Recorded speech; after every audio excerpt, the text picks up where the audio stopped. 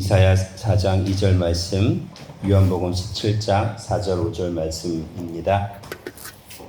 이사야 4장 2절 말씀과 요한복음 17장 4절 5절 말씀 다 같이 받들어 읽겠습니다. 이사야 4장 2절 말씀,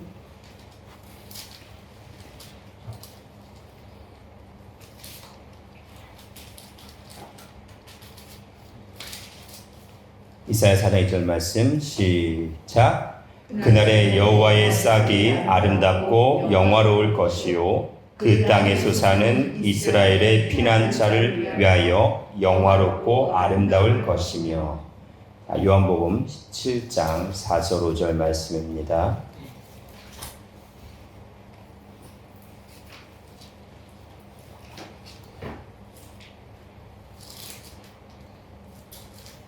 요한복음 17장 4절 5절 말씀 시작. 아버지께서 내게 하라고 주신 일을 내가 이루어 아버지를 이 세상에서 영화롭게 하였사오니 아버지여 창세전에 내가 아버지와 함께 가졌던 영화로서 지금도 아버지와 함께 나를 영화롭게 하옵소서.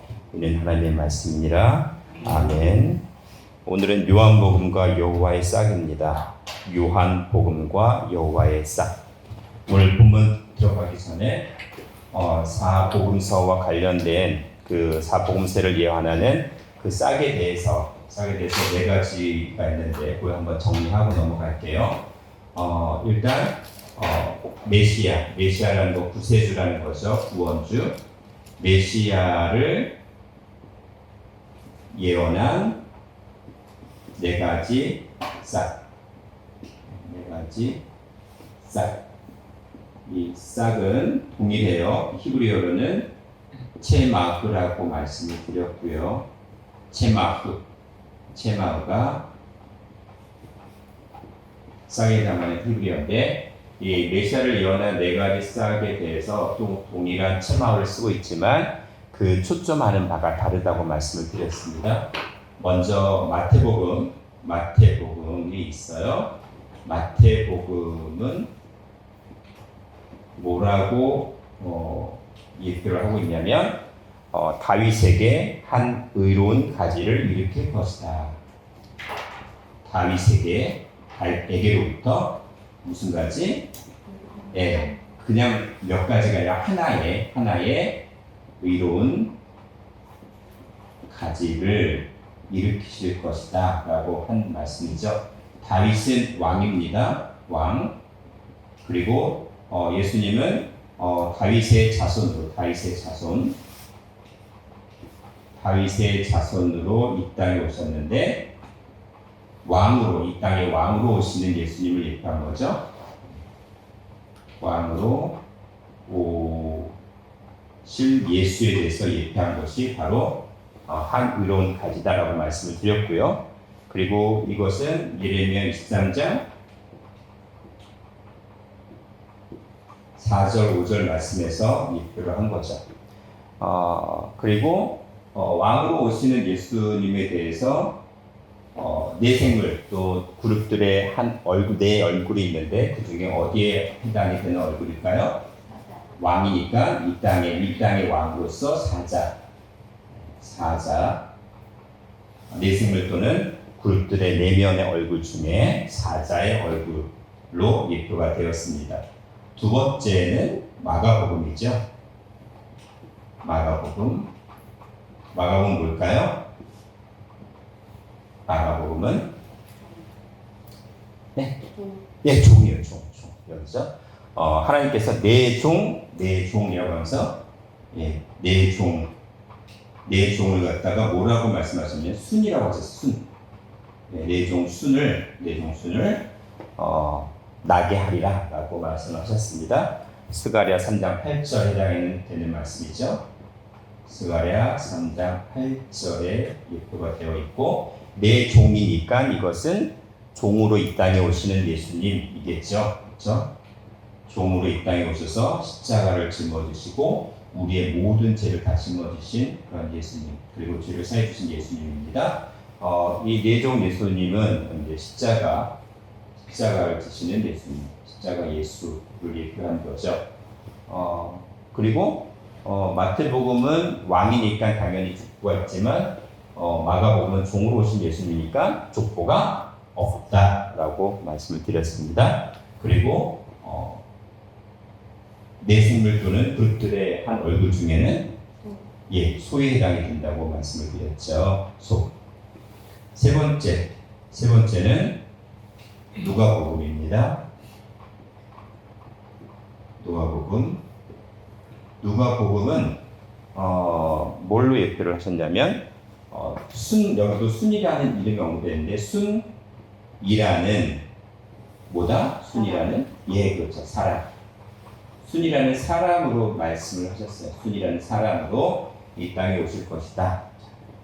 순이라는 사람에 초점을 두셨어요. 스가랴 6장 12절 말씀에서 예언을 해주셨죠.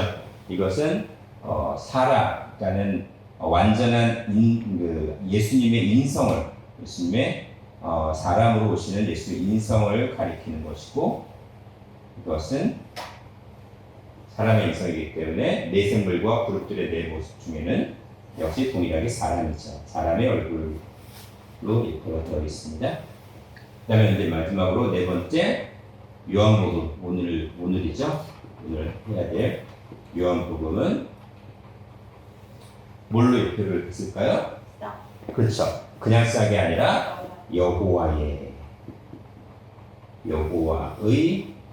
싹이라고 했어요. 여호와의 싹. 근데 그 여호와의 싹이 아름답고 영화롭다라고 했어요. 여호와의 싹인데 그냥 사람의 싹이 아니고 여호와의 싹이기 때문에 아름답고 영화롭다고 하시면서 그 여호와라는 거는 제가 지난번에 예호바라고 말씀을 드렸고 영원하신 하나님, 영존하신 하나님을 가리킨다라고 말씀을 드렸습니다. 그래서 여호와의 싹은 무엇을 가리키냐면 신성이죠. 예수님의 신성, 완전하신 하나님이다.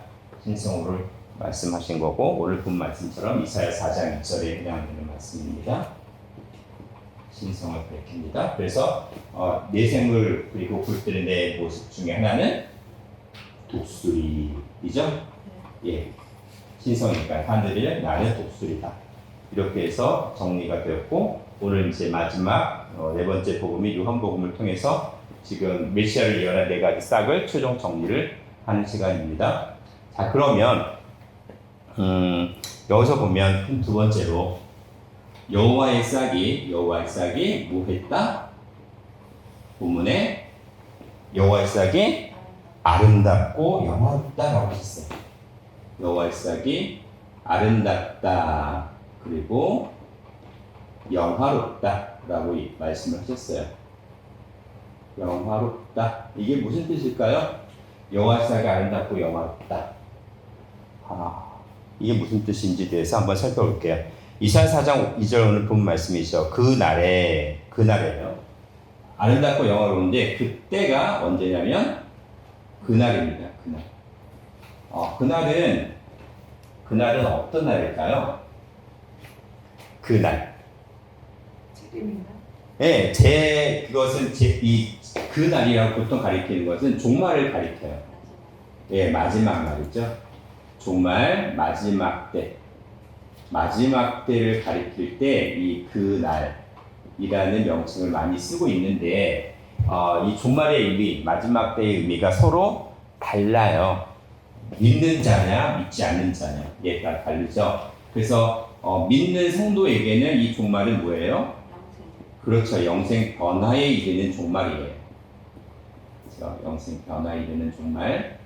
근데 불신자, 믿지 않는 존재들에게는 그렇죠. 영원한 불못은 영벌이라고 하죠.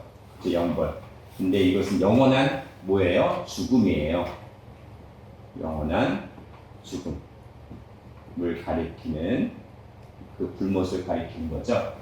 그래서 그날입니다. 그날 아름답고 영화롭다라고 했어요. 여호와의 싹이. 그러면 여호와의 싹이 아름답고 영화롭게 보이는 거라면 누구에게 해당이 될까요?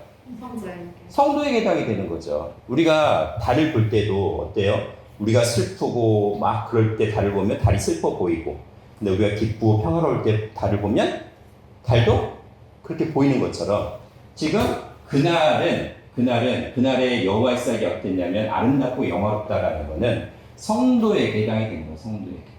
불신자에게 해당되지 않는다라고 말씀을 드리는 거죠. 그렇죠? 자, 그러면 아름답다라는 말이 있어요. 아름답다. 아름답다는 말은 히브리어로 채비라고 해요.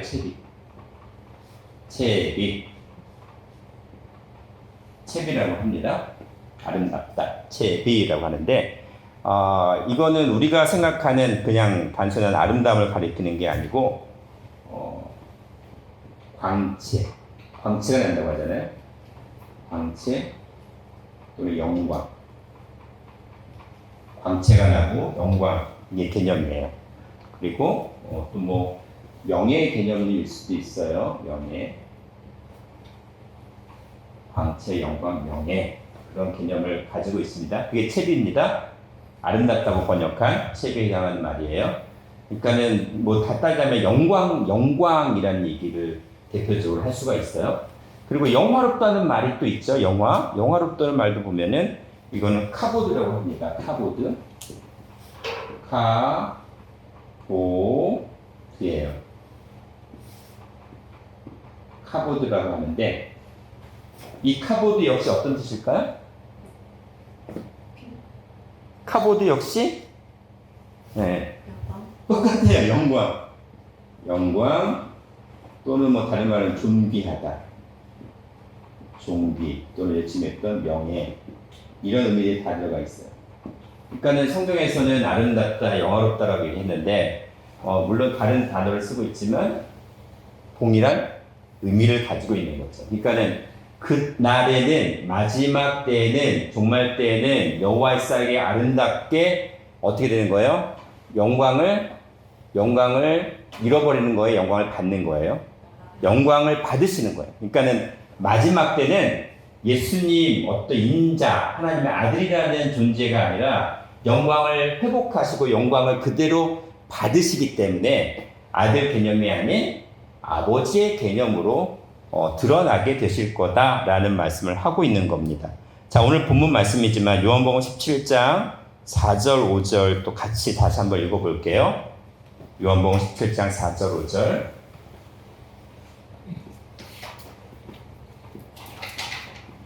같이 받들어 읽겠습니다. 시작. 아버지께서 내게 하라고 주신 일을 내가 이루어 아버지를 이 세상에서 영화롭게 하였사오니. 이게 무슨 말이에요? 아버지를 이 세상에서 영화롭게 했대. 그러니까는 뭐 아들이 이 땅에 와서 아버지께 영광을 돌리게 만들었다 이런 얘기일까요? 그리고 5절에도 볼게요. 5절 시작. 아버지여 창세전에 내가 아버지와 함께 가졌던 영화로서 지금도 아버지와 함께 나를 영화롭게 하옵소서라고 얘기를 했습니다. 이게 뭐 무슨 말인지 잘 이해가 되세요? 자, 지금 예수님 입장에서 이 땅에 사람으로 오신 그 하나님께서 뭐라고 하셨냐면 아버지라는 칭호를 쓰셨고, 그리고 아버지여 창세 전에 내가 아버지와 함께 가졌던 영화니까 예수님도 창세 전부터 계셨던 분이잖아요. 그럼 예수님이 인간이 아니란 얘기잖아요. 창세 전부터 계셨던 분이에요. 그러면 창조하셨던 분이잖아요. 창세 전이면 창조 세계에 들어간 게 아니라 창세 전에 계셨던 분이면 피조물이 아닌 창조주의 입장에서 말씀하시는 거잖아요. 그러니까 예수님이 야 너희들 볼 때 나 인간이지 피조물 같지? 근데 그게 아니야. 뭐예요? 예수님이 아버지라고 부른 거는 아버지와 딸이 있다는 얘기를 하려는 게 아니에요. 지금 너희가 하나님을 믿는 분, 창조주라고 믿는 분, 아버지라고 부르는 분이 누구다? 바로 나다라는 얘기를 하면서 지금 은근슬쩍 그 힌트를 다 주시는 거거든요. 창세전에 내가 아버지와 함께 가졌던 영화라고 했잖아요. 요한복음 1장 1절 보시면 태초에 말씀이 계시니라 이 말씀이 하나님과 함께 계셨다고 했죠. 여기도 함께라고 했잖아요. 그럼 예수님이 태초의 말씀이고 창조주라는 얘기고 아버지라는 얘기를 또 하시는 거죠. 그렇죠? 그렇다면 예수님께서 이 땅에 오셔서 예수님께서 예수님의 영광이 드러나는 건 뭘까요? 예수님의 원래 본질이 뭐냐? 창조주였다. 아버지다. 라는 거를 사람들이 믿고 인정해주면 아버지의 영광이 뭐가 되는 거예요? 드러나는 거예요. 드러나는 거예요. 결국에는 말이 좀 복잡하게 꼬였다고 보지만 원문상으로는 내가 아버지야 그 얘기를 하시는 거예요 지금. 그 얘기. 그렇죠? 그래서 여기 영화롭게 하다라는 말이 있어요. 영화롭게. 영화롭게 하다, 영화. 예, 영화롭게 하다라는 말이 있어요. 영화롭게 하다. 지금 제가 뭐 책이라는 말, 카보드라는 말도 있는데 이거는 역시 한글 번역도 영화롭게 하다는 말이 있잖아요.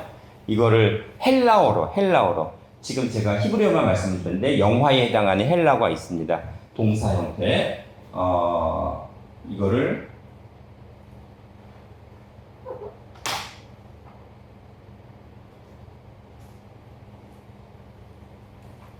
독사조로 합니다. 독사조.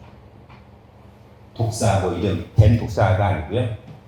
독사조라고 하는데 이 독사조라는 말은 뭐냐면 영화롭게 하다라는 말 그대로예요. 그러니까 영광스럽게 만들다는 겁니다. 영광스럽게 만들고 그리고 그 영광스러운 분을 뭐하다? 찬양하다, 인정하다, 그리고 경배하다라는 의미까지 다 들어가 있어요. 그리고 독사조는 저기 동사 형태지만 명사는 그냥 뭐가 되겠어요? 예, 독사의 독사. 명사는 그 독사인데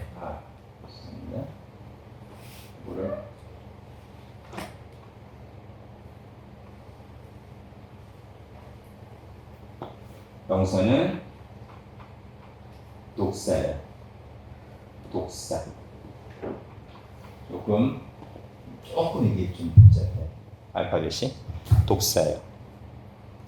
그래서 독사는 찬양, 영광이라는 의미겠죠. 영광.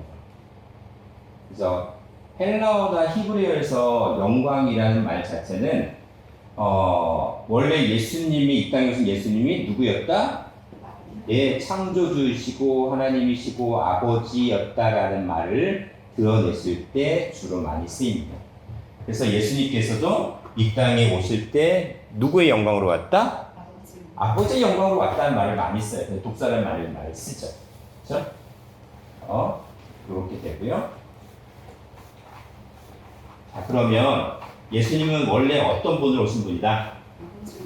예, 아버지로 오신 분이다. 처음부터. 아버지로 오신 분이다라는 얘기를 하는 거예요. 그러니까 요한복음에서는 예수님은 그냥 너희들 볼 때는 사람이지 뭐 하나님의 아들로 뭐 인자라는 칭호를 쓰는 게 아니라 원래 하나님 아버지야라는 그 얘기를 하는 거죠. 결국 예수님은 누구였다? 예, 아버지의 영광으로 오신 분이다. 영광으로 오신 분이에요. 이게 초림이죠, 초림주를 가리키는 거죠. 아버지 영광으로 오신 분이다. 요한복음 1장 14절 말씀 봅니다. 1장 14절 오늘 도성분부터 네. 시작하겠습니다. 요한복음 1장 14절.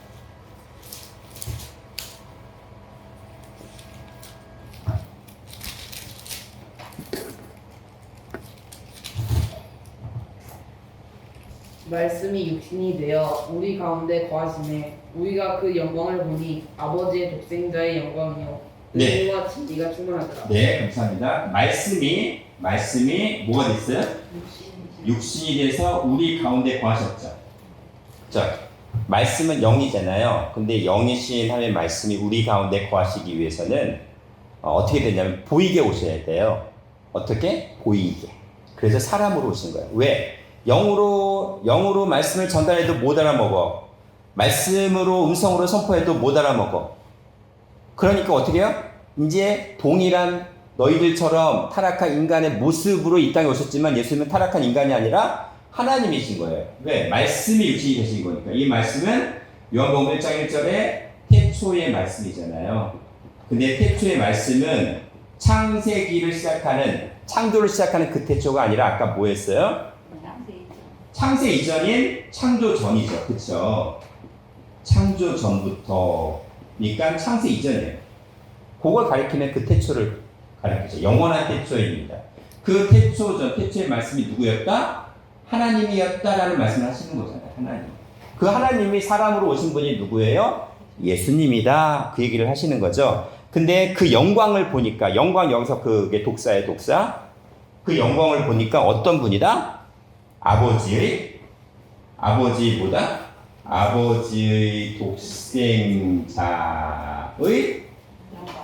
독생자의 영광이에요. 자, 한글로 보자면 어떤 의미로 받아들이세요? 아버지가 계시는데 아들이 하나 있어. 그냥 독생자 그렇게만 지금 번역이 되어 있잖아요. 근데 그게 아니에요. 이 독생자라는 말씀 자체가 한글로 번역이 이렇게 됐는데 원래 의미는 아니고 아버지가 아들을 보내셨다는 개념이 아니고 아버지가 아들로 지금 말씀하신 아들로 이 땅에 오신 거예요. 아버지가 아들로 오신 거예요. 그러니까 아버지의 많은 아들들 가운데 누구를 한 사람 대신 보낸 게 아니고 아버지 자신이 아들로 사람이라는 인자의 모습으로 이 땅에 오신 걸 얘기하는 거예요. 그걸 강조하는 개념이 독생자로 번역이 그렇게 됐을 뿐이지 원래 그 헬라어의 의미는 그게 아니에요. 아버지가 아들로 오신 거야. 그래서 그 영광은 아들의 영광은 원래 뭐였다? 아버지의 영광이었다. 그 얘기를 지금 하는 거죠. 요한복음 5장 보십니다. 요한복음 5장 17절에서 18절.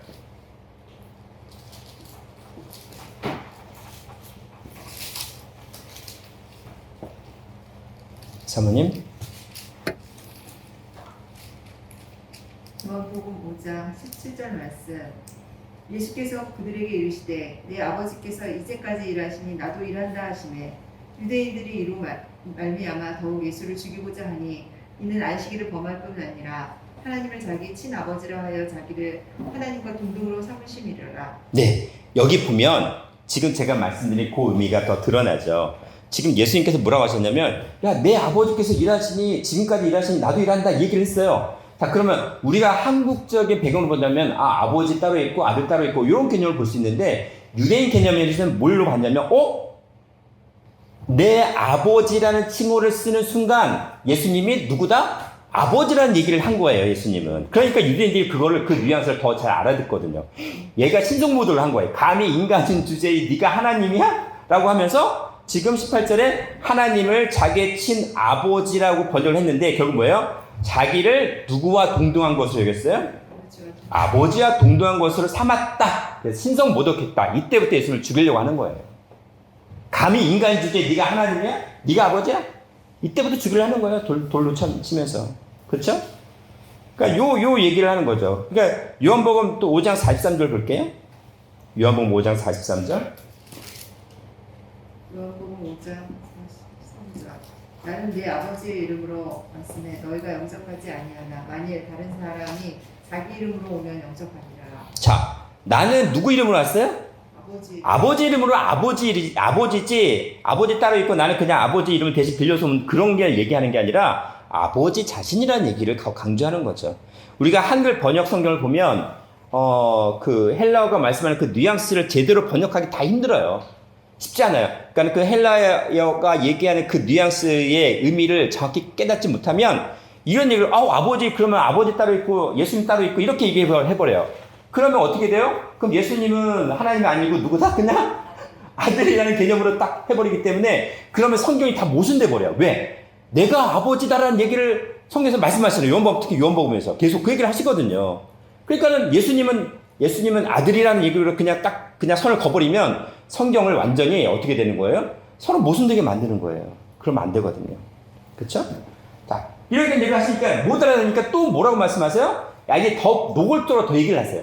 이것도 못 알아들어? 너희들이 그렇게 얘기해놓고는 예수님을 뭐라고 했어요? 죽일 놈, 신성 모독한 놈 해가 이제 계속 죽이려고 하잖아요. 그러니까 또 막판에 또 뭐라고 말씀하시냐면 요한복음 8장 보십니다. 내가 진짜 아버지야! 라는 얘기를 이제 하시는 거야, 이게 또 정확하게. 요한복음 8장 24절부터 27절, 양 집사님. 이러므로 내가 너희에게 말하기를 너희가 너희 제 가운데서 죽으리라 하였노라. 너희가 만일 내가 그인 줄 믿지 아니하면 너희 제 가운데서 죽으리라. 저희가 말하되 네가 누구냐? 예수께서 가라사대 나는 처음부터 너희에게 말하여 온 자니라. 내가 너희를 대하여 말하고 판단할 것이 많으나 나를 보내신 이가 참되시매 내가 그에게 들은 그것을 세상에게 말하노라 하시되 저희는 아버지를 가리켜 말씀하신 대로 깨닫지 못하더라. 네, 이게 누가 하신 말씀이에요? 예수님이 하신 말씀이요. 내가 그인 줄 믿지 못하면, 이 그라는 칭호는 하나님, 창조주, 하나님이라는 것에서 계속 강조하시는 게 그예요. 이사야서는 그라는 칭호를 하나님 창조주라는 얘기를 계속 그라, 나는 그다라는 말씀에서 계속 하셨잖아요. 제가 지난번에도 말씀드렸고. 그런데 내가 그인 줄, 내가 창조주 하나님 아버지인 줄 믿지 못하면 너희가 너희 그 죄, 믿지 못하는 죄 가운데 다 죽는 거예요. 죽을 수밖에 없어요. 믿지 않으니까. 그러니까 나는 처음부터 너에게 말하는 자, 언제부터? 그 처음이 언제예요? 창세기 때부터 온 존인데 그 창세는 창세의 피조물의 개념이 아니라 창세 전부터 계셨던 창조주의 입장에서 말씀하시는 거예요. 내가 너희를 처음 창조한 창조주의 입장에서 계속 지금까지 말하여 온 자야. 음성으로 영으로 또 선지자를 보내서 그리고 또 진짜 아예 그냥 당신이 사람으로 오셔서 예수님으로 지금도 말하고 있는데 믿지 아니했다는 거예요. 지금 오히려 죽이려 하고 있다는 거죠. 그렇죠? 그러니까 그 말씀의 결론이 뭐예요? 저희는 예수님이 누구를 가리켰다는 얘기예요? 아버지라는 거죠. 아버지를 가리켜 하신 말씀이라는 거예요. 누가? 예수님이. 예수님이 아버지라는 얘기냐, 예수님. 창조주 하나님 아버지. 그 얘기잖아요. 그렇죠? 그러니까 요한복음 8장 37절에 뭐라고 말씀하셨어요? 내 속에 있는 아버지의 영생의 태초의 말씀을 너희 속에 들어가지 않아. 듣지를 않으니까 결국 나를 죽이려 하는도다. 그 말씀을 하신 거죠. 그렇죠? 자, 그러면 예수님께서 초림하셔서 이 땅에 오셨을 때 예수님을 아버지로 믿었어요? 안 믿었어요? 안 믿었어요? 그럼 다시 오시는 주님도 또 뭐라고 말씀하실까요? 다시 오시는 주님에 대해서는 동일하게 인자로 오는 게 아니라 아버지로 오는 거예요. 그래서 아버지의 영광으로 온다고 하신 거예요. 다시 오시는 주는 예수님이 뭐라고 하시냐면, 야, 아버지가, 너희가 인자가 아버지의 영광으로 다시 오시겠다, 심판해. 마지막 다시 오셔가지고 심판하시겠다, 그 말씀 하시잖아요.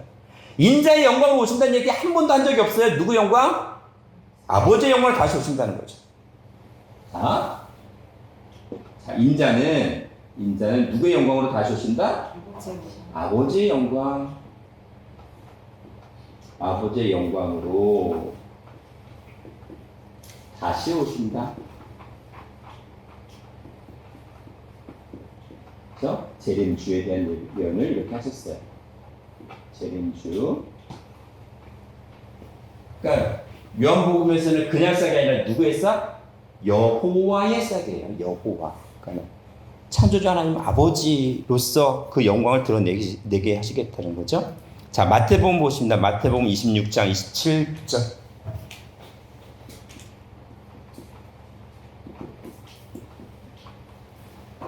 마태복음 16장 27절. 16장 죄송합니다. 16장 27절. 인자가 아버지의 영광으로 천사들과 함께 오리니 그때 각선한 사람의 행한 대로 갚으리라. 네, 인자가 누구의 영광으로 옵니까? 아버지의 영광으로. 아버지의 영광으로 온대. 아버지의 영광으로 온대. 그때에 뭘 하시겠다고 하냐면 각 사람의 행한 대로 뭐 하시겠다? 갚으리라는 건 뭐 하시겠다는 거예요? 심판하시겠다는 거예요. 심판. 각 사람이 행한 대로. 행한 대로. 그럼 뭘 행했을까요? 어떻게 행했을까요? 예. 행한 대로. 믿었냐? 믿음이 있느냐? 믿음이 없느냐? 그 행한 대로 갚으시는 겁니다. 그렇죠? 믿음이 있는 자는 어떻게 갚으실까요? 예. 이 갚는다는 말, 갚다라는 거는요, 빚을 뭐 하실까요? 빚이 있어, 우리가. 빚을 탕감하다, 면제하다라는 겁니다. 빚을 면제해 주는 겁니다. 이 빚을 면제하다라는 개념은 뭐예요? 우리에게 빚은 예, 죄예요, 죄. 죄라는 빚이 있어요. 근데 이거를 뭐 하시겠다? 면제하시겠다. 그러면 죄의 싹은 뭐다? 사망이니까 사망을 면제하시겠다. 죄가 사망이 없게 하시겠다는 거예요. 죄가 없게 하시겠다는 거예요. 그렇죠? 그러니까 믿음이 있는 자는 영생, 죄 없게 함을 받으니까 믿음이 없는, 그 다음에 믿음이 있는 자는 영생, 믿음이 없는 자는 예, 영벌. 이렇게 행한 대로 갚으시겠다. 그때는 아버지의 영광으로 오셔서 이 말씀하신 거죠. 자, 마가복음 8장 38절 말씀 봅니다. 마가복음 8장 38절.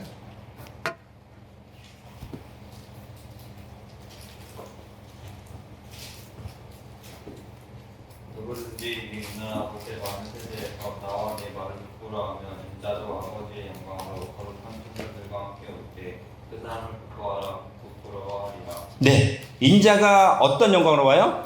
아버지의 영광으로 온다는 거죠. 근데 그때 그 사람 누구를 가리켜요? 그러니까는 그 인자가 아버지의 영광으로 오는데 아버지의 영광으로 오는 그 영광이신 재림주를 부끄러워하는 그 사람을 아버지도 부끄러워한다라고 했어요. 이 동일한 말씀이 누가복음 9장 26절에도 나왔어요. 누가복음 9장 26절. 이 부끄러워하다라는 말이 에파이스 퀴놈이라고 하는데 에파이스 퀴노미 좀 말이 복잡해요. 아 이런 게 있구나라고 그냥 보시면 했어요. 에파이스 퀴노미 해요. 에파이스 퀴노미. 이 에파이스 퀴노미는요 에피라는 말이 있어요. 에피 이거는 모못에 대해 또는 대하여 무엇에 대하여라는 말과 그리고 아이스 퀴노마라는 말이 있어요. 아이스 퀴노마 노마라고 해요. 아이스 퀴노마 아이스 퀴노마라고 하는데 이 말은 뭐냐면 수치를 느끼다 그리고 추하게 여기다 그리고 모욕하고 부끄러워하다.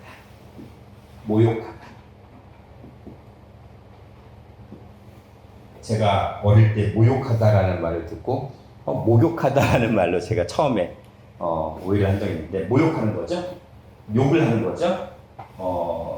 어쨌든 모든 좋지 않은 감정으로 그것을 압박하고 공격하고 모함하는 그 모든 것들을 가리키죠. 수치를 느끼는 겁니다. 추하게 여기는 겁니다. 모욕하는 겁니다. 누구에 대해서? 예수님에 대해서, 말씀에 대해서 아버지에서 수치를 느끼고 추하게 여기고 모욕한 자는 뭐하다? 예, 영벌을 갖겠다는 겁니다. 그게 에파이스 퀴놈이라는 뜻이에요. 에파이스 퀴놈이.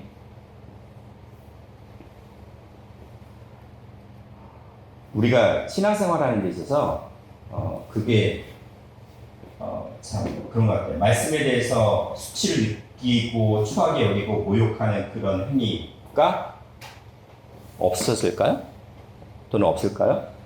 그리고 어떻게 해야 수치가 아닌 자랑스럽게 여기고 어떻게 해야 그걸 영광스럽게 하는 걸까요? 그런 고민을 좀 해봐야 되지 않을까요? 심각하게. 자, 그러면 이 반대는 뭐예요? 부끄러워하지 아니하는 그 반대는 뭘까요? 자랑스럽게 여기는 거잖아요. 자랑스럽게 여기는 거. 그 자랑스럽게 여기는 게 뭘까? 자랑스럽게 여기는 게.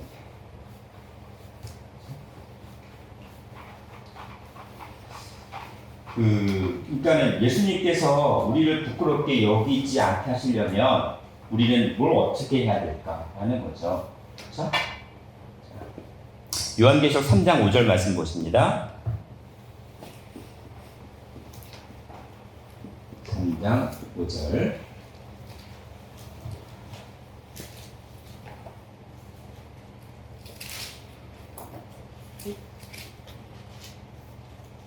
요한계시록 3장 5절 말씀.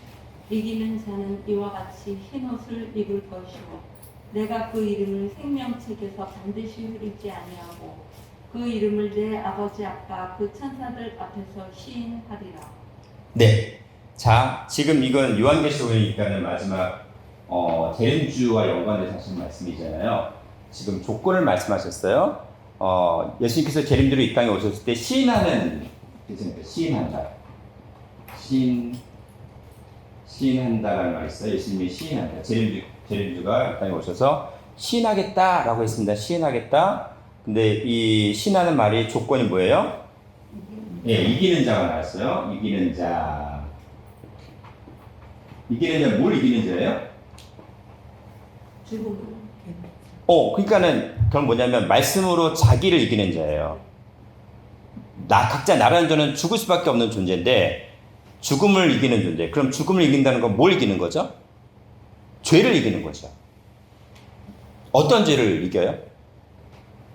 불신. 그렇죠. 아까 말씀드렸잖아요. 요한복음 8장 24절부터 27절에 나로 그인 줄 알지 못하면, 나를 아버지인 줄 알지 못하면, 내가 창세 전부터 너를 향해서 말씀하였던 그분이라는 걸 믿지 못하는 그 죄를 이기는 거예요. 그러니까 결국 믿는 자죠.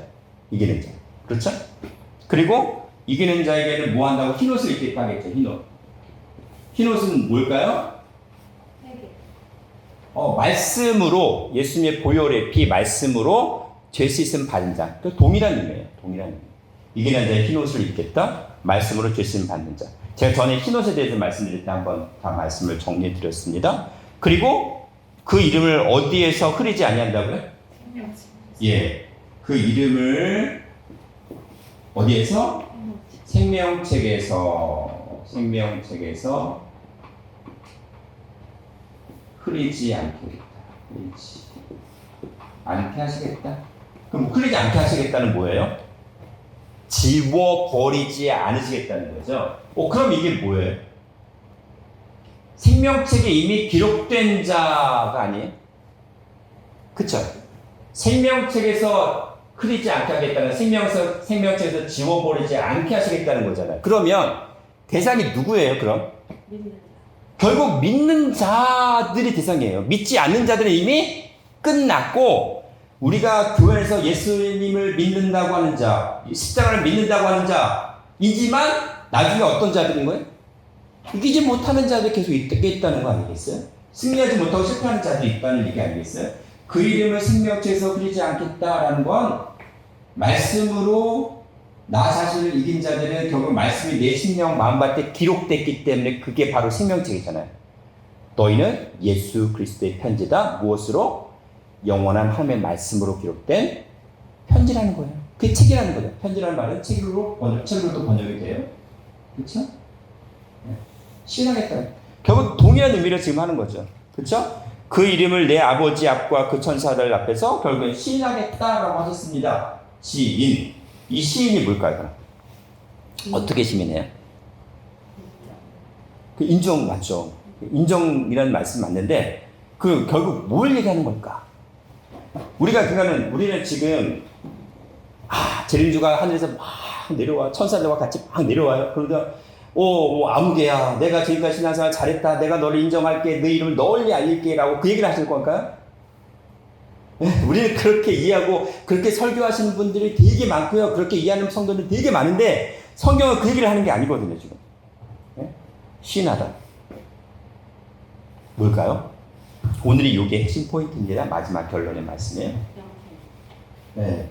그러니까 지금 결론은 맞는데 그 과정적인 부분에서 이 하나님께서 우리를 시인했다는 말, 시인하시겠다는 말 마지막 때 그게 뭘까라는 거죠.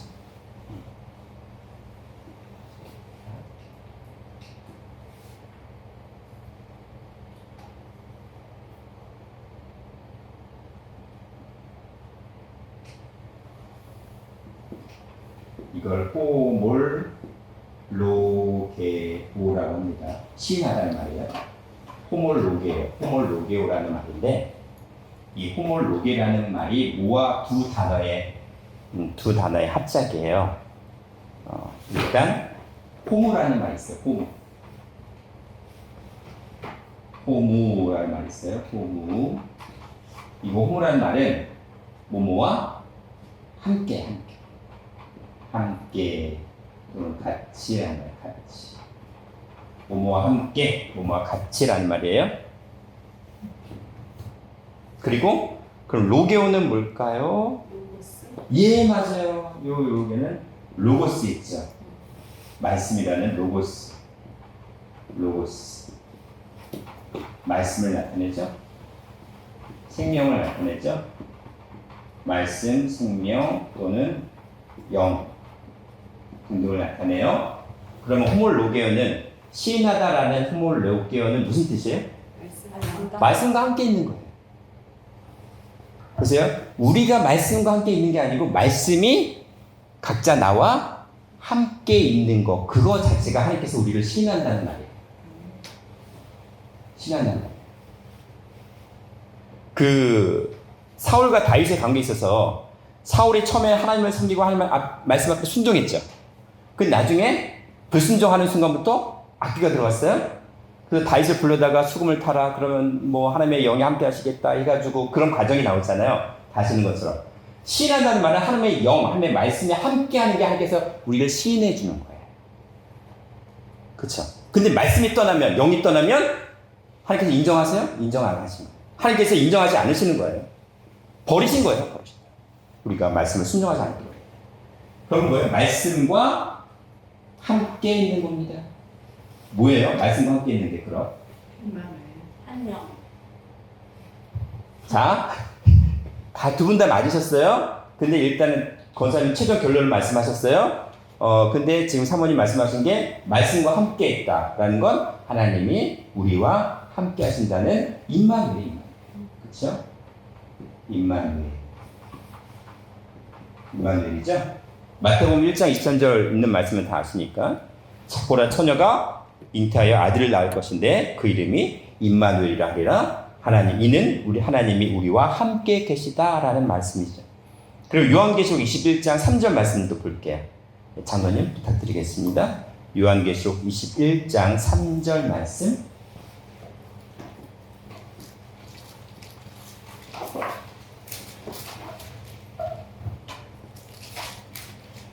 그들은 이스라엘에서 큰 성령에서 보라 하나님의 장막이 사람들과 함께 있으며 하나님은 저희와 함께 거하시니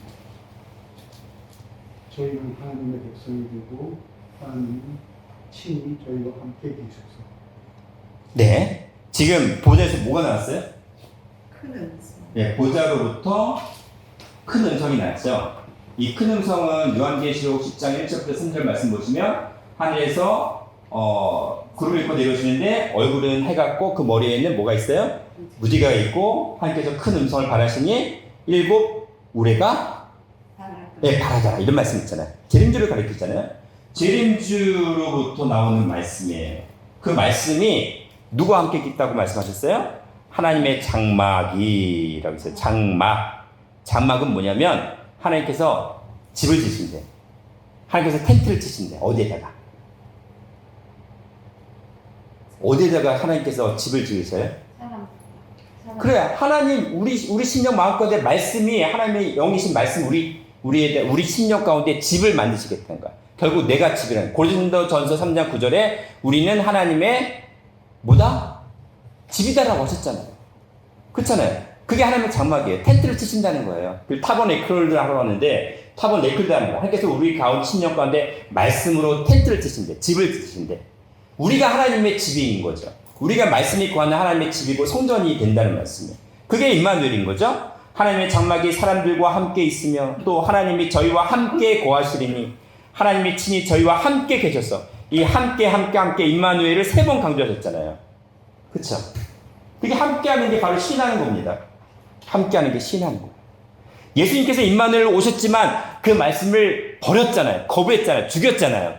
그 임마누엘이 결국 재림 때 다시 성취하신다는 거예요. 재림 때 그 임마누엘을 성취하시겠다는 거죠. 그렇죠? 그 임마누엘 하셨어. 말씀이 우리와 함께 하셨어. 그럼 결국 우리가 뭐가 된다? 그 말씀과 하나가 되래. 하나가.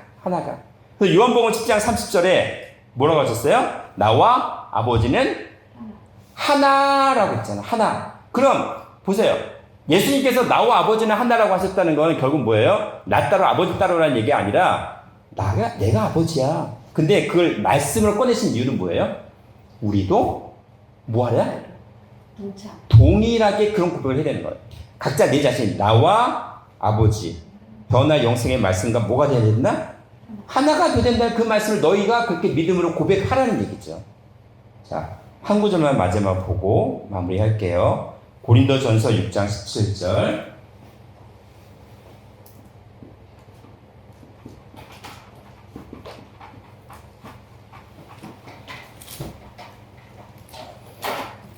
고린도전서 6장 17절 말씀.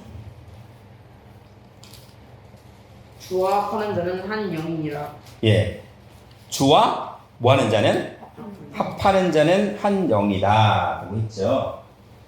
지금 이제 뭐 제가 하도 자주 말씀을 드려서 다 아시는 말씀이잖아요.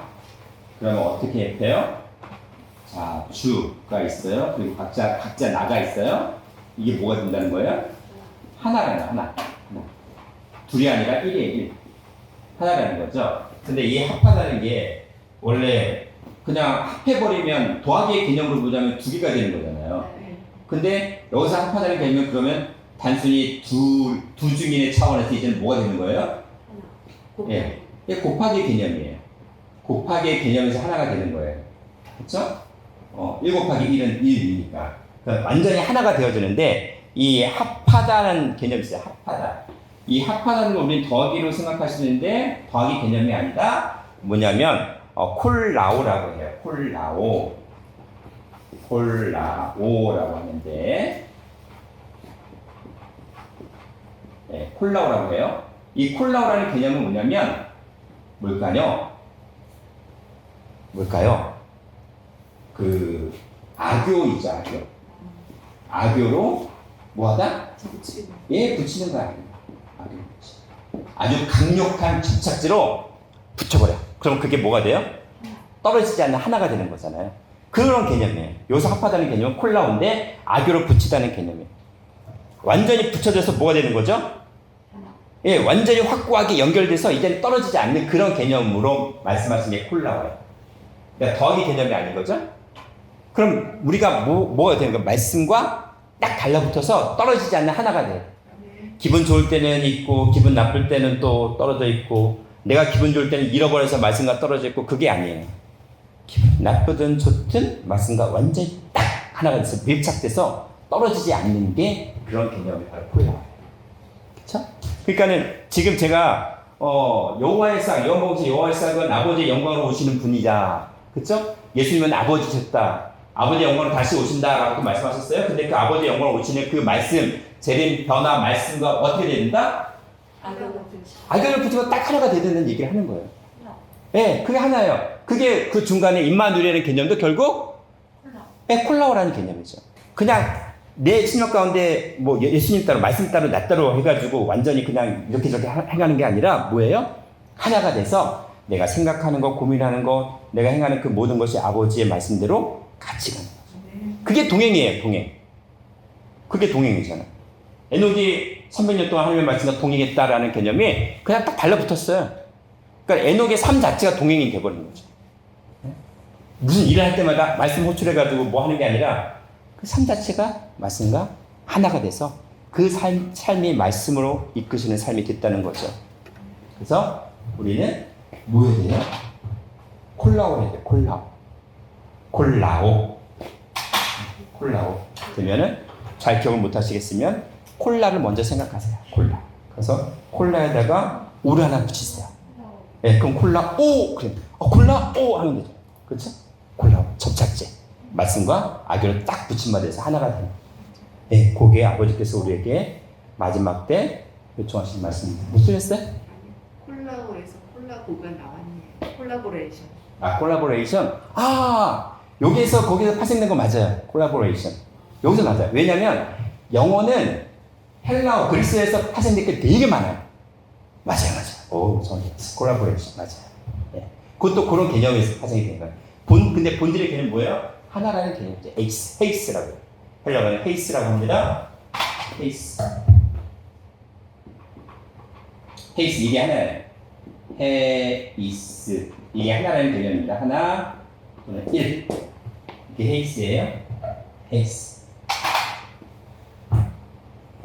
그게 바로 여호와의 싹으로 우리에게 말씀해 주시고자 하는 말씀의 메시지입니다.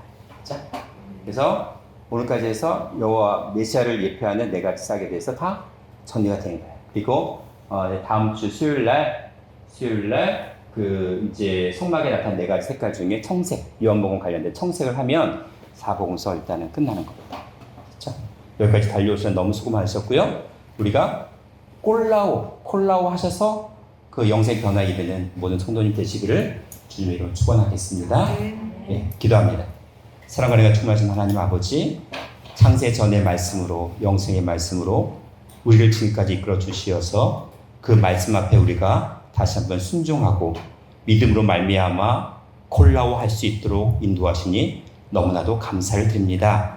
오직 아버지께만 영광 돌리게 하시고 예수님을 아버지의 영광으로 다시 오시는 주님으로 다시 한번 믿고 끝까지 완전히 하나가 되어서 떨어지지 아니하는 악착 같은 신앙을 가질 수 있도록 붙잡아 주시옵소서. 감사드렸고 사랑과 은혜가 충만하신 예수님 이름 받들어 기도드리옵나이다. 아멘. 감사드립니다. 함께 고맙습니다. 감사합니다.